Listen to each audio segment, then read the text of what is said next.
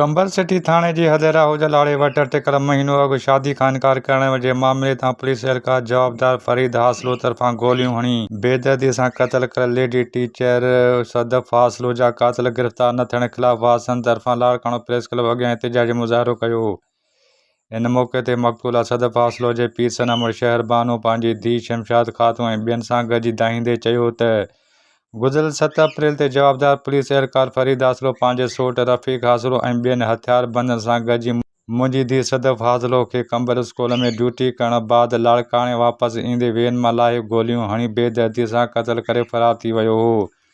जंहिं वाक़े जो केस मुंहिंजे पुटु रिज़वान हासलो जी फ़रियाद ते कंबर सिटी ते दाख़िल कयो वियो, पर इन वाक़े खे 1 महीने खां वधीक अरिसो गुज़रण जे बावजूदि वादे मुताबिक़ SSP कंबर शहदादकोट सदफ हासलो जे क़त्ल में मुलविस मुख्य जवाबदार फरीद हासलो और रफ़ीक हासलो ऐं ॿियनि खे गिरफ़्तार नाहे करे सघी।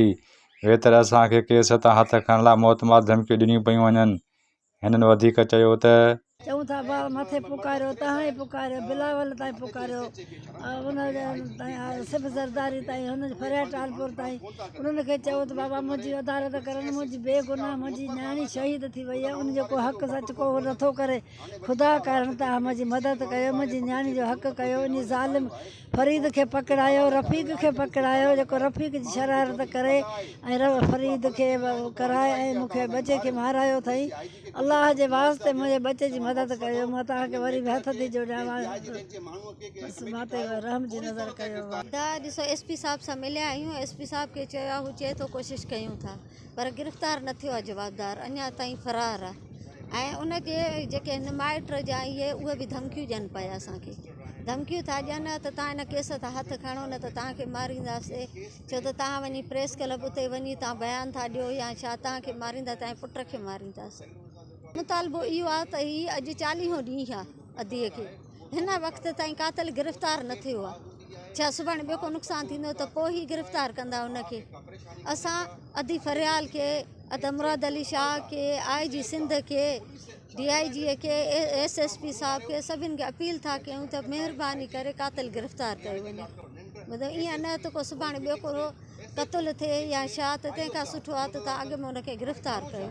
SP साहब चए थो त असांजी कोशिशि जारी आहे, ॿुधव अञा अहिड़ो को सबूत त न आहे मिलियो त हुननि जा के गिरफ़्तार कया हुजूं, अञा ताईं का ख़बर ना है पई।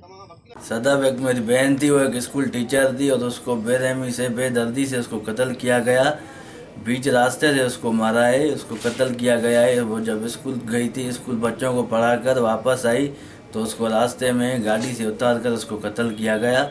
और हम यही चाहते हैं, हमारा यही मुतालबा है कि जल्द से जल्द कातिल गिरफ़्तार हो जाए। कातिल अभी तक गिरफ़्तार नहीं हुआ है और ऊपर से हमें धमकियां दी जा रही है कि आपको भी हम मारेंगे, आप किसी को भी हम नहीं छोड़ेंगे, जो भी हम बीच में आएगा हम सबको मारेंगे। Abdul Fattah A4 news 786 Larkana. मज़ीद न्यूज़ एंड अपडेट्स के लिए इस चैनल को सब्सक्राइब करें।